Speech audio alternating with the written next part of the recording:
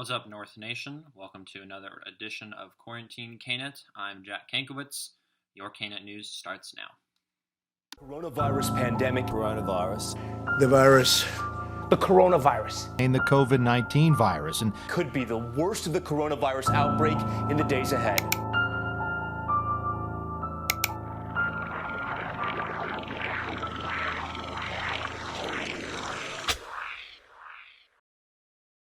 And your KNET news starts. Your KNET news starts. Your KNET news starts. Your KNET news starts. Your KNET news starts now.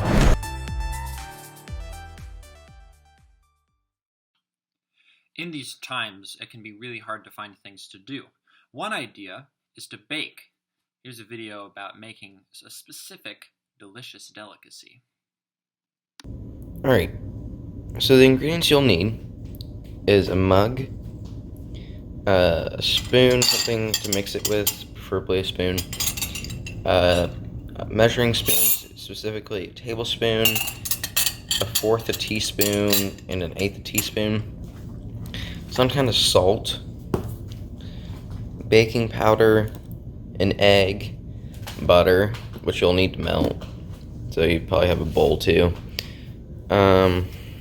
flour, and brown sugar. Yes, that's brown sugar. And one other thing you can have is vanilla extract if you want to add that. It does make it better, but you don't need it. Oh, and the last thing is a topping your choice. Usually chocolate chips is what most people use, but if you don't have that, then you can use anything really.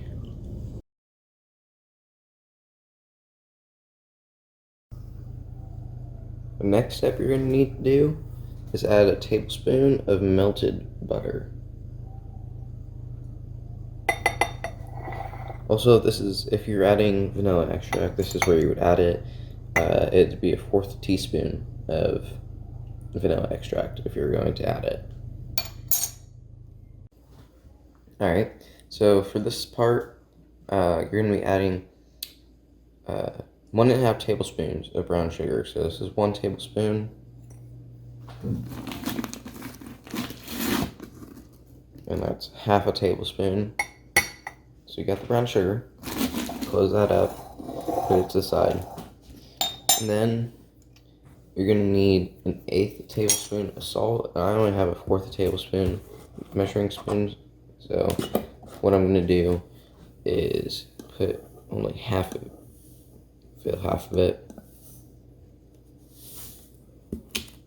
I'm just gonna put an eighth tablespoon in. So after you get all the ingredients in there, what you're gonna do is mix it until it's thoroughly mixed, which should take about 10-15 seconds at most. But once it's thoroughly mixed, it should be like a kind of a brownish color. So the next step is to add 3 tablespoons of flour. I already did that, so didn't have to go through that. And then you're going to need a fourth teaspoon. Again, you're going to need that for your baking powder. So you're going to get a fourth teaspoon of baking powder, like that. Put that in too. This is where you add your toppings. So just add your toppings. Usually chocolate chips makes the most sense. But add quite a few because they're going to get mixed in anyway. So I'm using granola again just because that's all I can find. And once you add all your ingredients, mix it up as much as you can until it's a dough.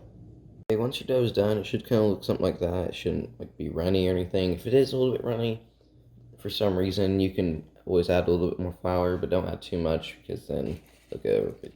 So when you're done with this, what you're going to do is actually add a few more of your toppings, chocolate chips, whatever you're adding. And then, from there, all you're going to do is put it in the microwave for a minute, and it should be done. Okay, so when you take it out, it should kind of look like this. Now, if it had chocolate chips, it'd actually look like a cookie, but it don't, so kind of looks a little weird, but, you know, if I grab a spoon real quick, and like I actually get into it, that's the bite. Basically, if you ever had like a mug brownie, it's kind of like that, but and cookie. That's it. I for sure am going to try that sometime. It looks very, very delicious. That's all we have for you today, folks. Until tomorrow, we will catch you on the north side.